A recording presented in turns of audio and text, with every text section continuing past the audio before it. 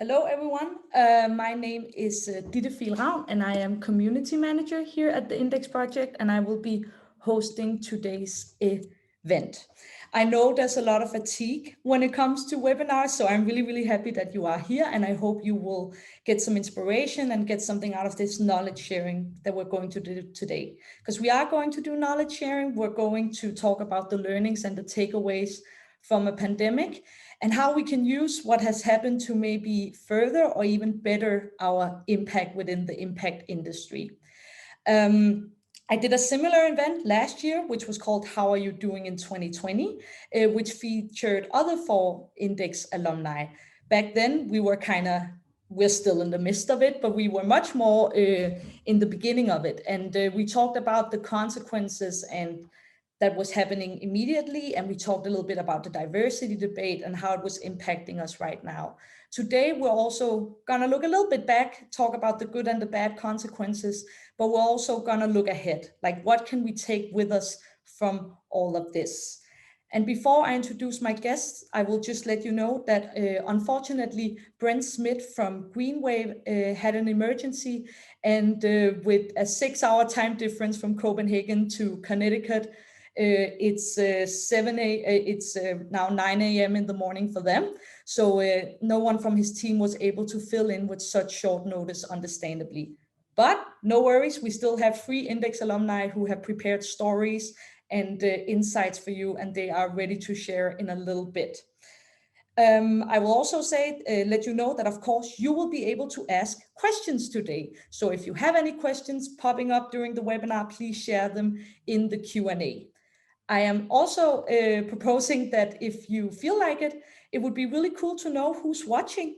So if you want to, in the chat, please share which industry you are coming from. Are you within health? Are you within fashion? Are you within impact, outside of impact? It would be really, really cool to get an overview of. But without further ado, I'll start by introducing my guest. And we'll start with designer Sakina Girnary. She is working at the nonprofit Laerdal Global Health, and she moved from the US to Stavanger in Norway 5 years ago to be part of the development team. Welcome, Sakina. And I would like to know something I've been wondering. Was it a culture shock to move from the US to Norway? Thanks very much for the intro, Ditte. I would say yes, although quite surprisingly, I didn't expect there to be much of a difference between US and Europe in general, but especially Scandinavia, I think, is not as well known in the US. I don't know if it's just me and my ignorance, but I felt like after living here for 5 years, I realized that there is very much a very strong culture within Norwegians around skiing, around the weather and being able to bear through it. There's no such thing as bad weather, only bad clothes. A lot of very socialistic kind of aspects to Norway that you don't really see in the US with capitalism. So I think in some ways, very much so. Although I was a bit surprised about the culture shock. I wouldn't expect it. So it's quite interesting. Good to know. I can tell you that the Danish people also associate Norway with a lot of skiing as well. Born with skis. Skis. And we will also have, I will also now introduce Inge Garvik, who is also from Laerdal Global Health. And he's the program development manager and leads the development team at Laerdal and Laerdal Global Health, to be exact. And he is one of the drivers behind the 2013 Index Award winner, the Natalie collection, which is a trio of design tools and training methods made for midwives in lower resource settings to lower child and maternal mortality rates. Welcome, Tor. And as a native Norwegian, I'm obsessed with Norwegian today. Could you give us 3 words to describe Stavanger, where you are based? Thank you. I'll try my very best. I think I'll use 3 nice words then. It's a nice place. International. It's small, but still international. Nature definitely has to be there with fjords and sea and mountain. And also food. I think it's a really nice, maybe the food capital of Norway. I think I will dare to say that. That's a really good selling spot, the food capital of Norway. That's something to attract. Your international nature and food capital of Norway. That sounds really good. And lastly, we have Ryan Mario Yasin, who's the founder and CEO of the sustainable clothing company and the Index Award 2019 finalist Petit. Normally, Petit makes clothes that grow for children. He will explain that a bit later. But this year, they also made a face mask, which actually was named one of Time's 100 best inventions of 2020. And then, of course, Ryan, I have to ask, now that you created a award or like a recognized face mask, do you only wear your own face mask? Absolutely. I think also prototypes of the future ones that we're going to be bringing out, because we're always trying to test them and collect feedback from not only our users, but ourselves. And I think if we as a team don't wear our own face mask, then that's a pretty bad sign. I've actually got one here. Perfect. Yeah, that's a really good explanation. You kind of have to be able to like to wear it if you want to sell it to anyone else. Perfect. Thank you, all of you, for being here today. We are going to start out today by hearing some small presentations from Ryan and from Thor and Sakina on how their year has been and their solutions. And we will start with you, Ryan. So pull up your presentation and let's get going. Sweet. Just load it up.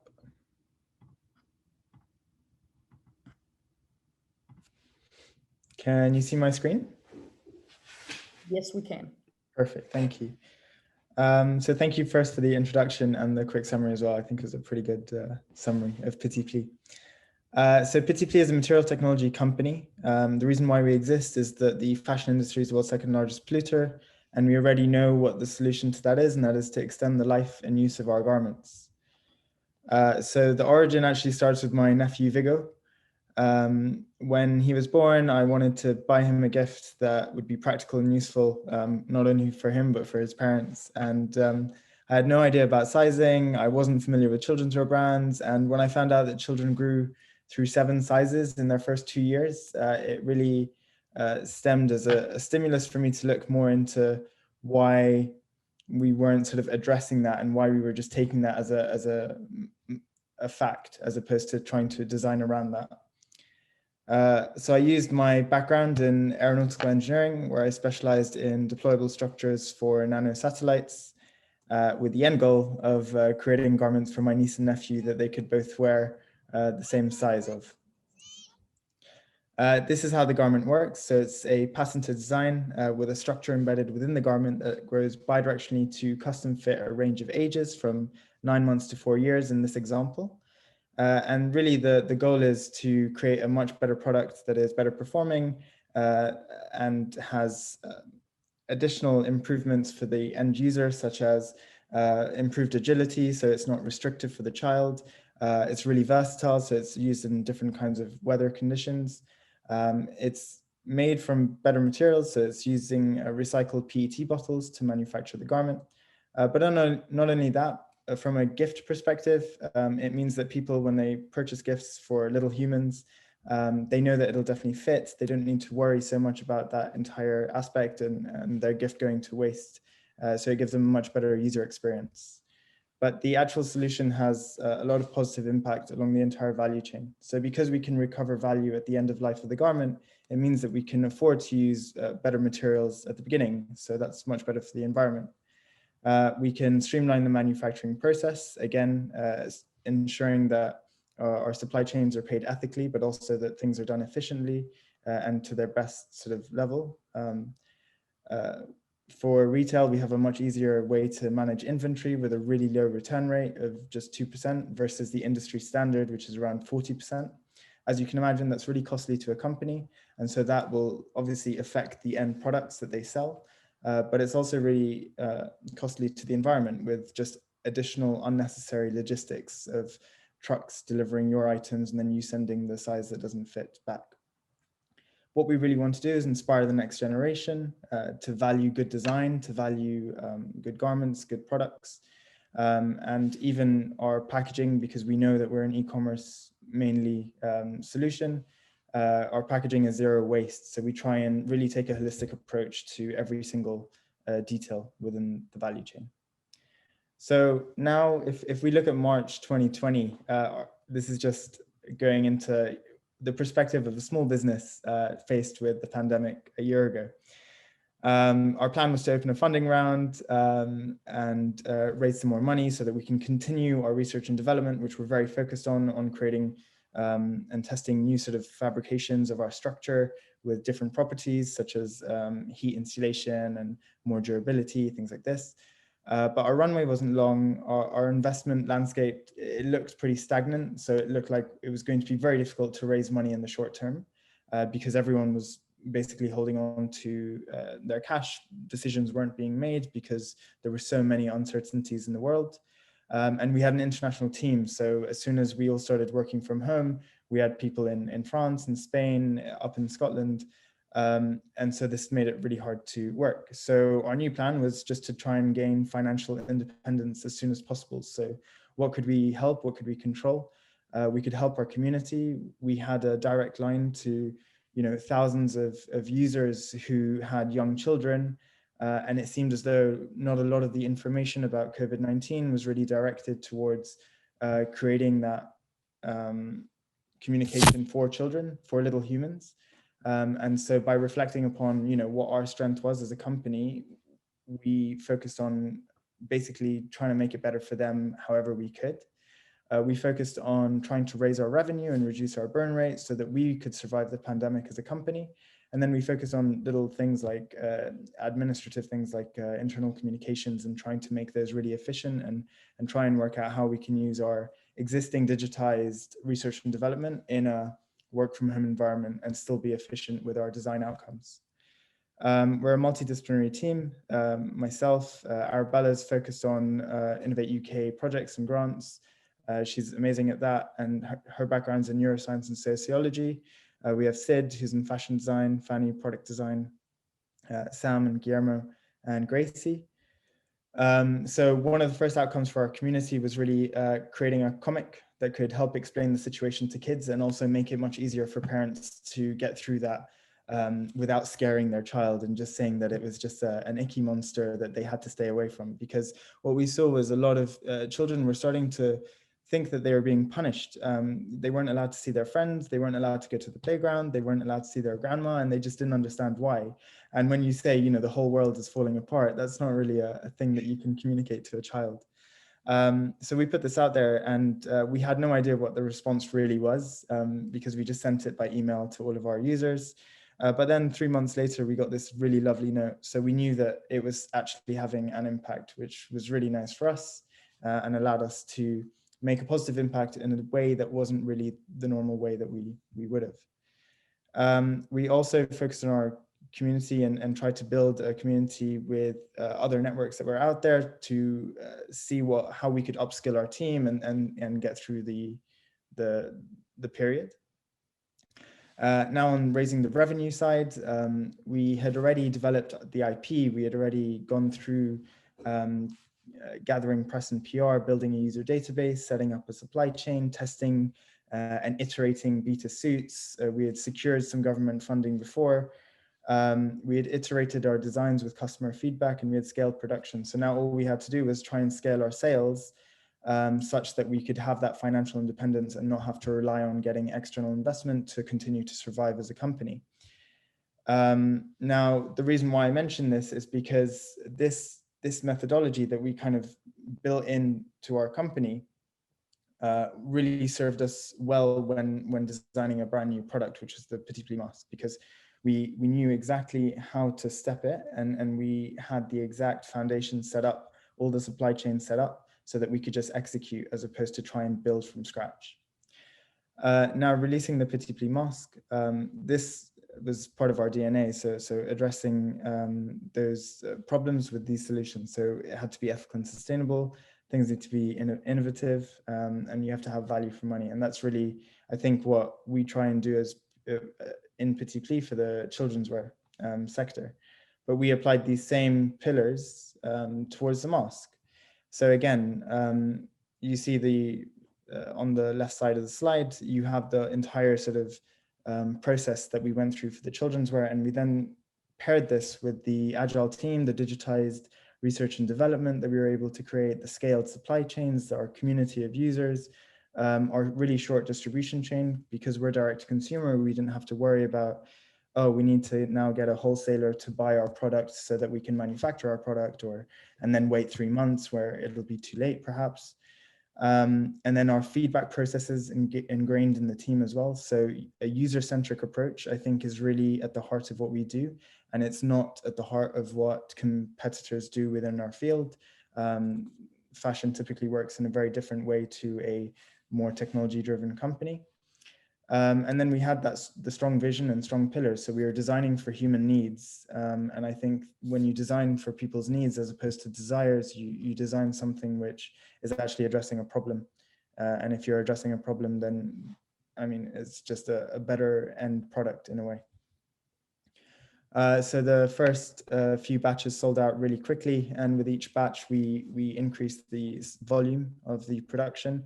And we were able to create a process where we could feed back all of that information that we were receiving from customers into future designs to help iterate the design and better the product with every other month, basically. Speed was key here, obviously. It took us only 3 months to have the idea to develop, manufacture, and fulfill the first batch. And that's a testament to having really good communications within the team, having the supply chain set up. We had a supply chain in the UK, which we use for beta test productions. And then what we do is when we reach a certain threshold, we move production to Portugal, which again, the factory upholds our sustainable and ethical values. They're very innovative. They're exactly what we want as a partner. And they allow us to create a larger scale, essentially. Our main aims of creating the mask were really to tackle waste with disposable masks, to improve fit, something that was inherent in our patented fabric, to fight the idea of poor comfort and poor aesthetics, which were really massive pain points at the beginning of the pandemic. You know, people felt strange wearing a mask. So if you could make that more desirable, you actually have a much better attempt at trying to stop the spread.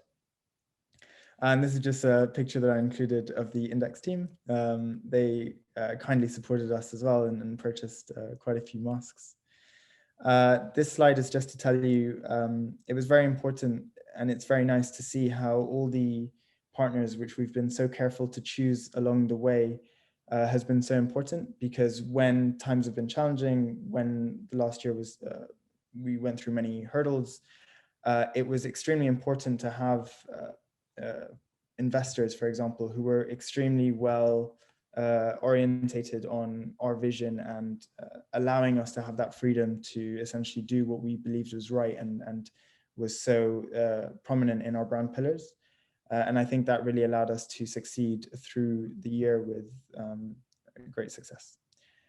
And this is really just an infographic kind of a roadmap. Essentially, everything that we do is building upon what we have done and just trying to make it more potent and trying to address more user needs. I think what we're doing as a company is we're trying to shift the value perception of the most intimate products that we own. Clothes, they're on our skin every day. And if we can do that, we can begin to unlock new business models and unlock new hardware, essentially, that can add value to an individual's everyday life as well as society as a whole. So thank you very much. Petit is a wearable technology company, and our first solution is Clothes That Grow, but we want to clothe the future of humanity, and we're just starting with the next generation. Thanks. Thank you so much, Ryan. And nice to, of course, see the Index to see the Index team. Good points. No, but it's really all, I think, interesting to hear about the leveraging on community, especially, and yeah, this holistic approach to this, and I also like the whole value on the user-centric versus the tech. So that is definitely something I will dive into later. Let's give it over to Sakina and Thor. Thank you. I think I'll start and share the screen. Just a second.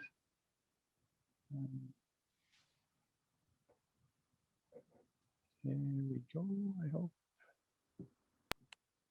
Can you see my screen? Yes. So thank you to Ryan. It was really nice to see the presentation. I love it. I love the product that you've made and the solutions that you are continuing to develop there. Sakina and me will do the presentation together. So I'll start. I just wanted to give you a quick overview of the nature of our work and also kind of leading us towards before the pandemic started. So let me see if I.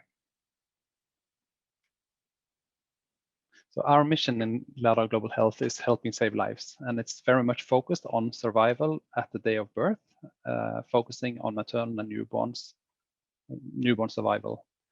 And of course, this last year has been very special, but the large trend is that there has been a massive improvement in maternal and newborn care over the last decades.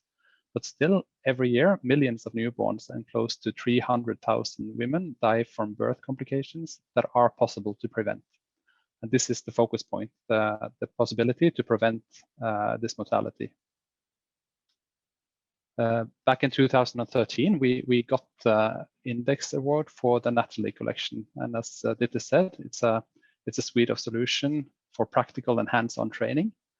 And these solutions are used within educational programs called Helping Mothers and Babies Survive, which are then implemented through global implementation alliances. And since 2013, we have been expanding the portfolio of solutions and also the number of programs that we support. So at this point, we have programs that we are part of that addresses all main causes of mortality at day of birth.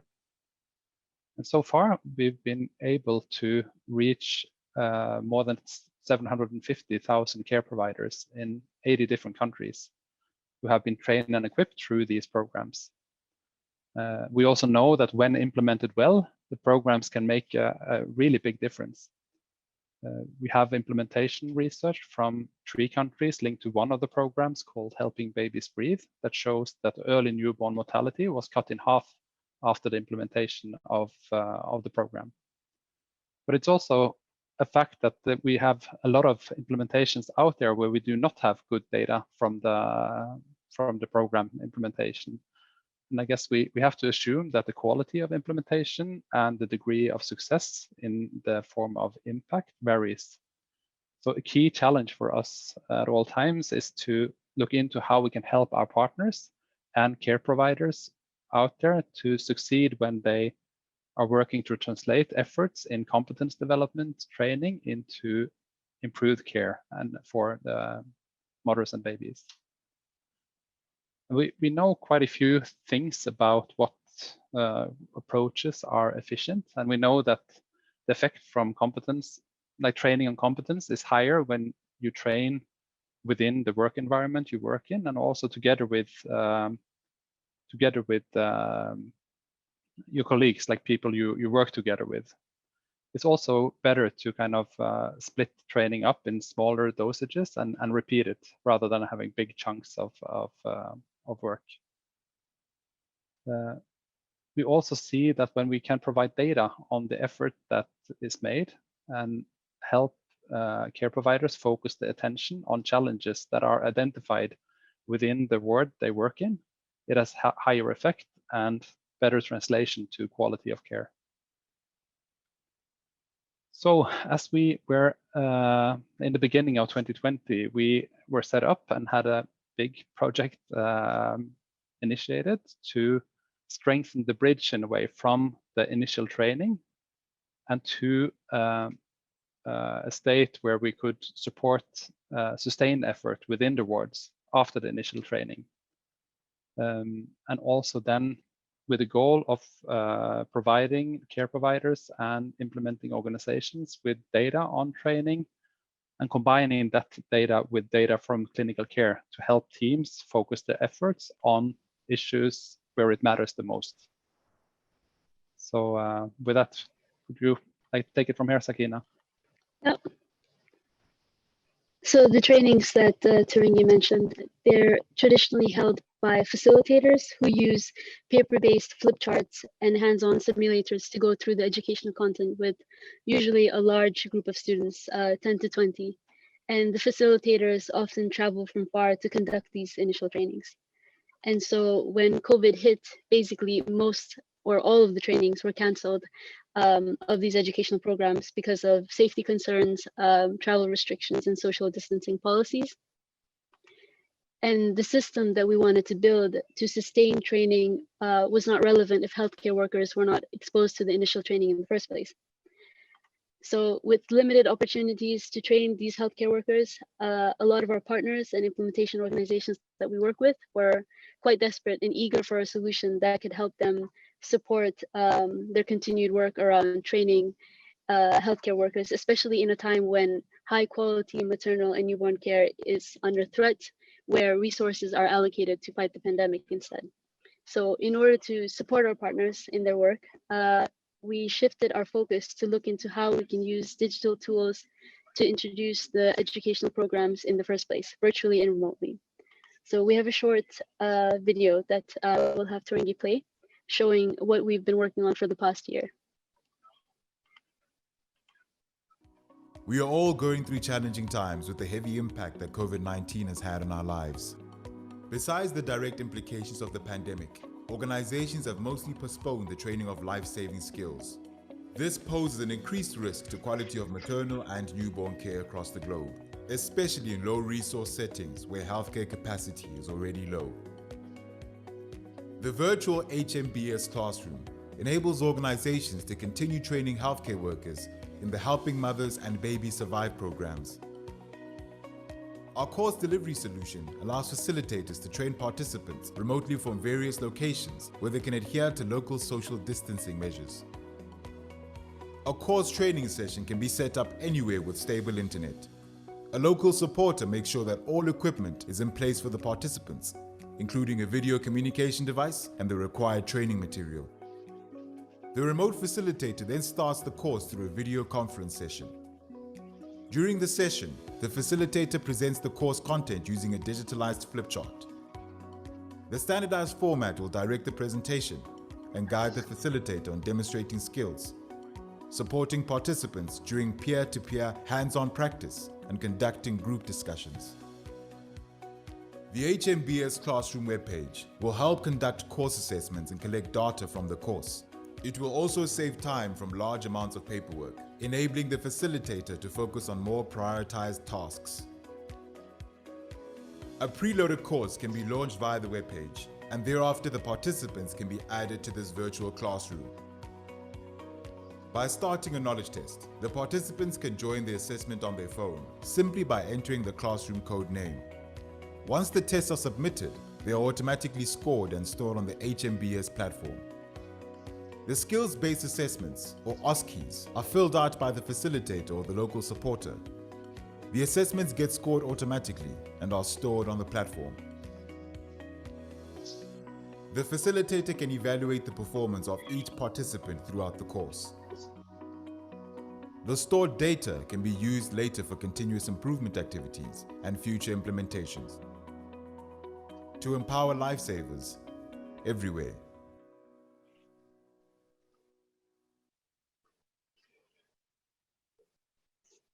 Great, thanks.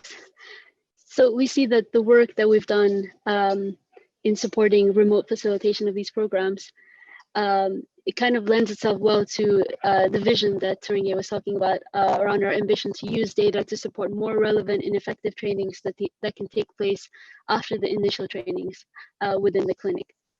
So what we're hoping for is that the work that we've done during the pandemic is really the foundation that we can build on, where we kind of create a seamless and continuous journey for healthcare workers, where the programs, tools, and support that they use in the initial introduction trainings can be used when they're back in the clinic and can support the work that they do there with continued practice and improved care.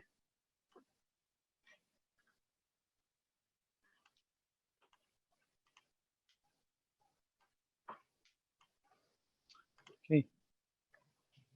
Sorry, Yes. Was that it? Yeah, that Just was making sure. Great, perfect. Yeah. Thank you so much, and thank you for the video, which made it very apparent what it was, or what you say in a sense made it very real for us to watch. Just to let the audience know, we have people from Cape Town, Sweden, Chile looking. We have people from tech and sustainability. So that's really, really nice to hear. And if while you're already typing a little bit, if you have any questions for Ryan, Tor, or Sakina, start sharing them now. And then we can ask them throughout the rest of the webinar. First, I would like to ask you, Sakina, when we first talked about you introduced yourself about this webinar, you were talking about how you were working on this leveraging of digital innovations and use of data. And has that, I guess it's kind of always been in the works, but it's also been accelerated by the pandemic, right? Yeah, I would definitely agree with that. I think within Laerdal, it's been a few years now that we've started looking into the direction of, utilizing digital tools to kind of create more impact and create more reach. And I feel like the pandemic just propelled us forward in a way where the partners that we're working with are traditionally used to kind of more hands-on paper-based materials. And I think because of the need of having to go digital, I think they're much more kind of open and supportive in looking for different ways where we can make sure that people are learning the same content, but in different ways. So I think that it was always part of Laerdal's strategy to kind of move towards a digital direction and to use data in a more meaningful way. And I think the pandemic just kind of not only propelled us forward in that sense, but also in terms of the infrastructure that in a lot of the places that we work in, connectivity is an issue and access to digital tools is an issue, like tablets and smartphones and things like that. And I think we can see now that in a lot of these places, because that's the only option that they have, the access has grown as well. So I think it's something that we are more able to work with now than before. So that's really interesting. So the response on the ground would have changed a lot if you had introduced this before the pandemic, you believe. So is the response from the people who you are creating these tools for to actually enable them to help, the response, do you think, is better because of the pandemic? Yeah, I definitely think so. I think we work with two kind of different sets of people. We work with facilitators that are the ones introducing the programs in the first place. And I think their response with these new tools is very positive, because not only are we enabling them to kind of be able to host trainings virtually or remotely in areas where they're currently not able to, I think we've also in the process of digitalizing these materials, we've also kind of tackled some of the challenges that were always existing in the current way of implementing. So kind of making sure that the delivery of the content is of high quality. They're able to reduce the manual work around collecting assessment data and having to score it manually and having to have a lot of paperwork that they leave the course with that they have to kind of digitize and share later. So I think in a lot of ways, we've kind of not only enabled trainings to happen, but we've looked at what are the pain points in the way training was usually done and how can we address that. And for the people locally as well, I think trainings are usually quite, it's a one-day training that might take quite a bit of time. They have to leave their workplace in order to be trained. And what we've done with digital tools is kind of make it more flexible to learn when they're available and when they can do it. And also to kind of bring in different types of learning methodologies, not just like a, one format, but one that fits different kinds of people in terms of how they learn. So I think it's definitely been a positive response. And I think our partners are also very kind of eager to see this kind of the shift in how people are very receptive to digital tools. And so they're also more open to using them, I would say. That's really great. It's nice to hear how, again, that's what we're kind of trying to see if we can get out of this, seeing a way to better make our product of solution better in some way.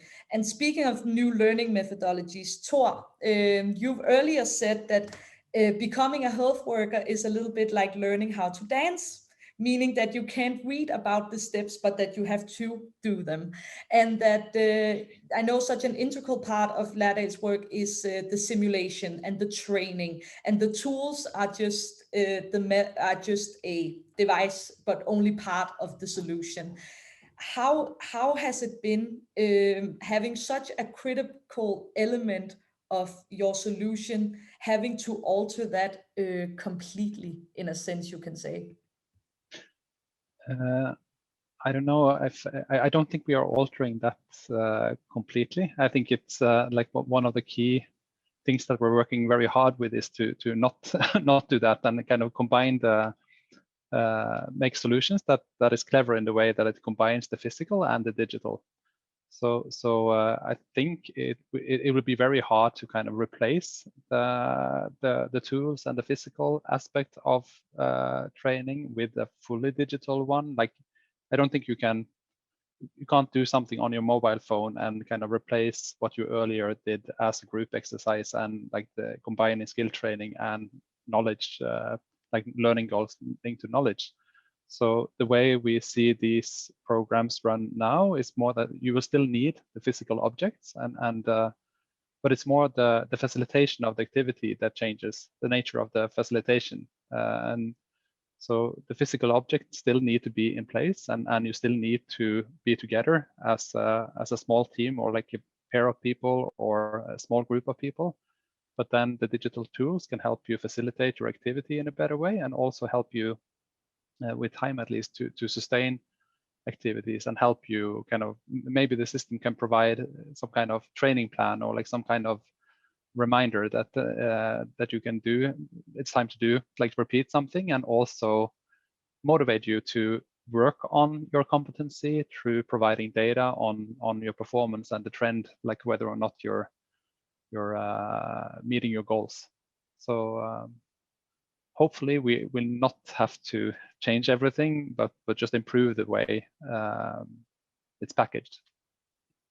Yeah, interesting. So it's not, exactly, it's not the elimination of the simulation that will never be the end goal for this, as I assume as well you're saying. Yeah, so I think like also like the simulators and it's all I guess the main thing that happens in these sessions and in these hands-on courses that are well facilitated is that you have people coming together to work on skills, to work on team skills, because that is also something different than definitely also to share knowledge and update on guidelines and so on. But the discussions that happens between people and the way that can be facilitated either through a professional and good facilitator or through a digital tool.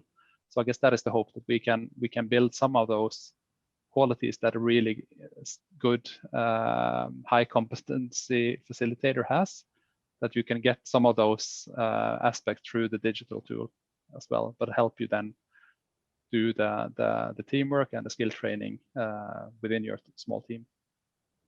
That's really interesting. And just to make a little segue, because that's what I'm here to do, I talked about with you guys earlier how I think it was really cool to have Laerdal here, who represents someone who's not completely altered, but had to develop some parts of its product and make it a little bit different. And then we have Ryan here, who has also made a completely new product based on something that was already existing. It was really interesting to hear you talk about copying, in a sense, the process of creating the clothes onto just creating a mask.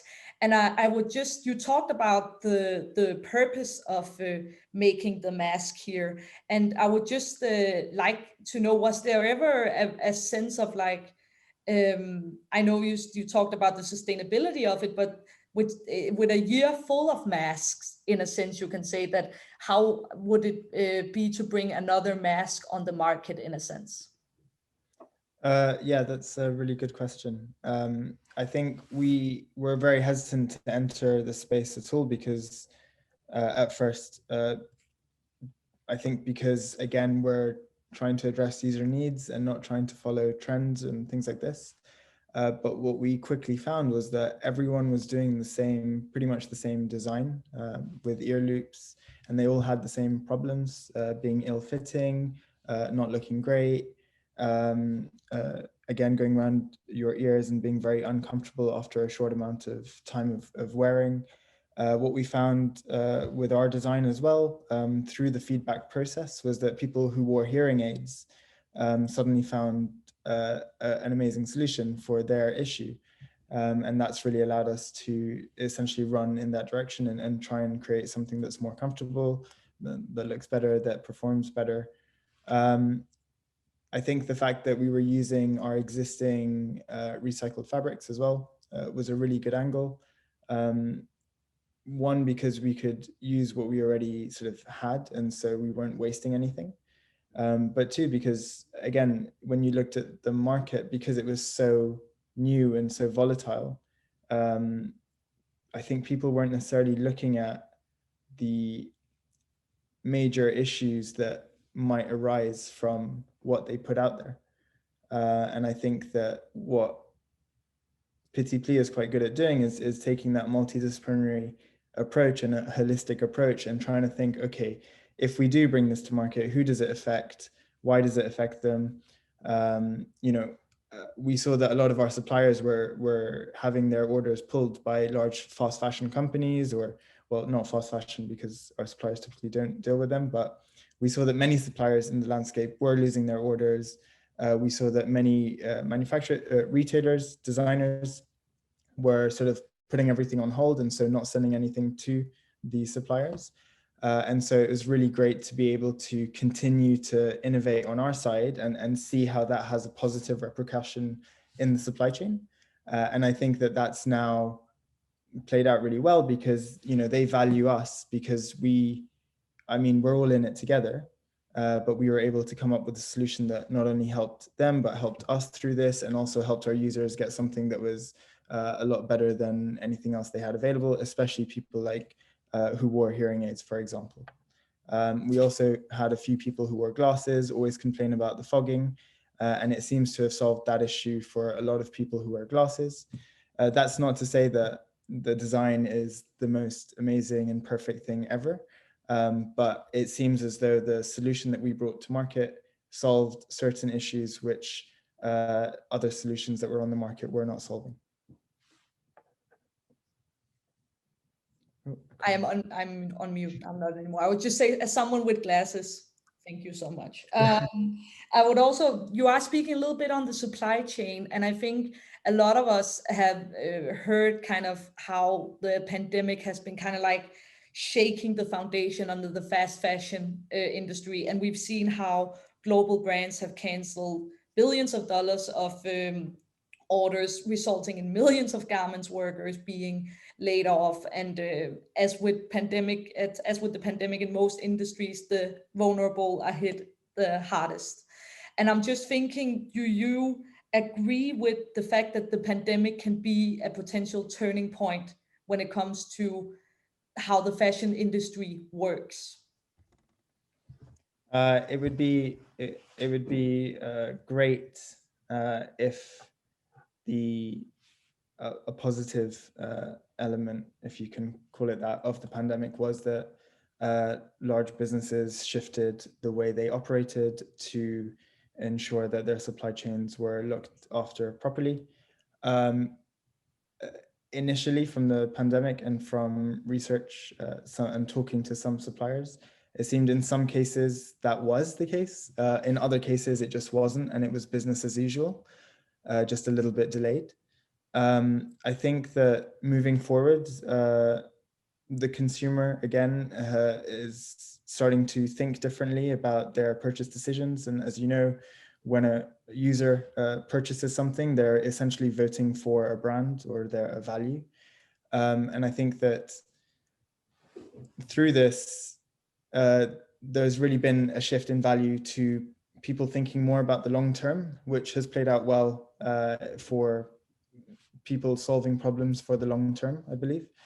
But I think that there still needs to be quite a seismic shift in the way people value their garments. And I think for you to be able to do that, you need to be able to capture value and then embed that value within, I think, technology that can unlock more potential in the garments that you wear, so that even if someone tries to copy a t-shirt, it's not not just copying the aesthetic, you're trying to copy the functionality, which has so much more depth and research and development to it, and so much more complexity, which can't be easily copied, I think. And I think if we look at the past, people really valued their garments. They didn't buy, 20 suits a year. They bought one suit for 20 years.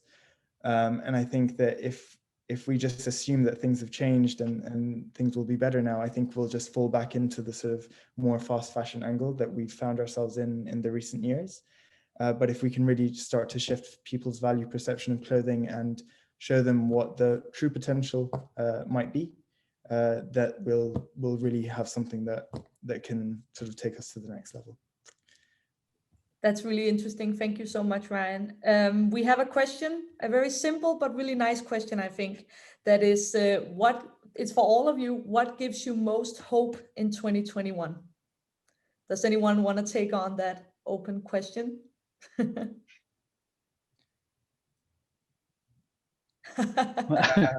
is a bit of a broad question. Maybe we can think a little bit about it.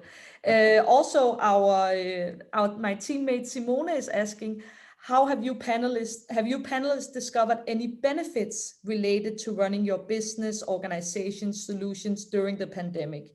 And she's meaning how adapting to restrictions, as the entire world has seen the past year, does it force creativity in a way we rarely experience otherwise, or is that not the case?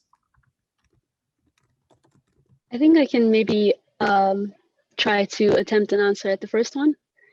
What gives me hope in 2021, and I think at LGH especially, and in general from what I've seen, especially in this webinar, is that we had some very trying times, and I think a lot of us kind of were able to adapt to the circumstances and kind of persevere in very rough times. And I feel like touching on the second question also, I think some very creative things did come out of this, like what Ryan has presented. And I think even at LGH, we were kind of slowly approaching the digital area, I would say. We were being very cautious and hesitant, and but I think we kind of had to plunge when the pandemic came. And I think some of the stuff that we've created, not just what we presented today, but some of the stuff in other parts of Laerdal as well, I think have a lot of potential. And I don't think they would have come if the pandemic hadn't kind of hit us this hard and we didn't have to adapt as quickly as we needed to. I think some of the decisions that we made were in haste, but I think we learned quite fast in this process, and we were iterating at a very quick rate. So basically we were learning much faster than the usual development process would work. So I think in that sense, I'm quite hopeful in how we've been able to adapt to these trying times. And I think that it kind of gives us a little bit more perspective in terms of how efficient we can be when we can work together. So I think it's a great question, and I've thought about this a lot within our work here as well. I like that. I also wanted to make a try on the first one, on the hope one, and just to build on what you say, Sakina. The maybe one thing that could give us all hope is that we kind of have seen that we, as a community in across countries, I guess we've been able to change behavior and do so because the situation calls for it in a way. So maybe one hope could be that as a big community, as a global community, we can also hopefully do the same if there are other crises that are recognized and kind of call for action, similar action, like the climate crisis and other big global emergencies or crises that kind of calls for a similar response that we've had now. So it's nice to know that we're able to change behavior like we have done. For me, I think I've got a little bit of a superstition. I don't like the word hope. I don't know why. It's ever since I was a child. Every time I use the word hope, something bad happens. So determination. What gives determination maybe in 2021 is that being able to reflect and see what we were able to surpass during such a difficult year, as Tor and Sakina have mentioned. And I think once you reflect on that and think, oh, actually we did such a good job as a team, kind of throw anything at us, and we'll try and get through it. I think it's taken the fear away, and it shows that there's always a solution, and there's always this ability to put one foot in front of the other. And I think that's very human, which leads into another thing about, reflecting back on 2020 is the amount of human interactions that we had, and how that pulled us through, and working with people, iterating from people's feedback, and talking to people. And I think, again, Tor and Sakina must have such a potent ability, and I think a magical feeling with what you do, because you are seriously touching people's lives on an everyday basis. And I think that often, when you're working, that kind of disappears, but then when you do have those human interactions, it really pulls you forward and gives you the determination to continue to do what you're doing, and to be proud of what you're doing, and to help you overcome any challenges that come your way. Yeah, and I think what I'm kind of also taking away when I look back at all of your presentations and all of this is how community has been used, and also partners, that the whole sense of us being stronger together and utilizing each other to get through this, and to make something great come out of this, in a sense. And I am also kind of wanting to ask, because there has been, of course, COVID-19 has affected Sakina and Tor's industry a lot. According to the UN, no, not according to the UN, but back in May, Johns Hopkins University estimated that about 6,000 additional children could die per day due to disruptions by the pandemic. So that is that's what I meant by according to the UN, that it could reverse decades of progress within lowering child and maternity mortality rates. And Laerdal has a mission to save 1 million lives per year by 2030. And again, I know I'm coming up with these big questions, but Tor and Sakina, where are we on that mission after a year like this? It's a very big question for sure. I know that's but I think it's well recognized that it's a big setback for the maternal and newborn health, and a lot of resources have been shifted from maternal newborn health into COVID-19, and also attention. So not only money, but also attention. So I think it will require us to kind of regroup and pretty much build on some of these creative new ways of thinking, new mindsets that we have developed through the pandemic period, and work smarter and harder to take to cover up for what's lost in 2020. But I think there are, like, building on this nice question that gave a few determinations, hopes.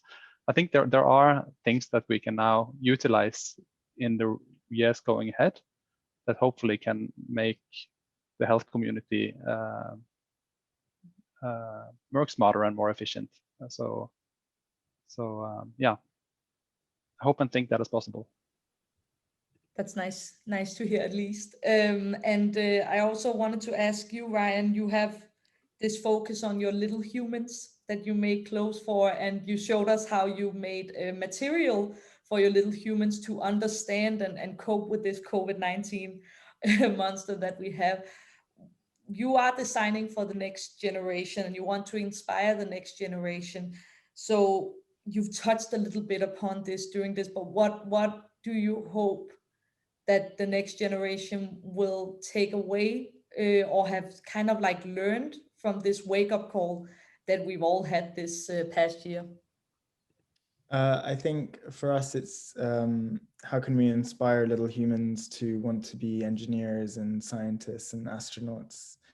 How can we show them alternative ways and different solutions which can hold magic within them. The first time I saw my niece, when I opened the pant, at first she said she couldn't fit in it because it was too small, but then I opened it and she just gasped and she was like, and I think that kind of captures the sort of magic that you can have, and the sort of inspiration that you can bring onto the next generation, so that they can then continue to inspire humanity to go to the next step, and we can all get better and better and better at what we do.